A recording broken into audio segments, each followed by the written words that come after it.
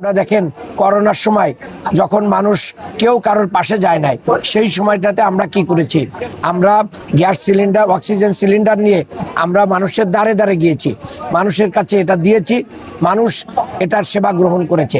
আমরা দাফন কাফনে অংশ নিয়েছি। কাজেই এটা বলার কোনো সুযোগ নেই যে আমরা নির্বাচন উপলক্ষে এই ফ্রি মেডিকেল ক্যাম্প করছি। এটা আমাদের দৈনন্দিন কার্যক্রমেরই অংশ। আচ্ছা স্যার, এই যে আপনি ঢাকা 6 আসনে কি আপনাদের মেডিকেলের জন্য অ্যাম্বুলেন্স আছে কি? হ্যাঁ, ঢাকা 6-এর জন্য না, আমাদের পুরো মহানগরীর জন্য আমাদের প্রায় 10টা অ্যাম্বুলেন্স সার্ভিস রেগুলার চলে। এটা প্রথমে স্বল্প মূল্যে দেওয়া হয়, এরপরেও যদি গরিব অসহায় লোক থাকে তাদেরকে আমরা ফ্রি এটা আমরা দিয়ে দিই।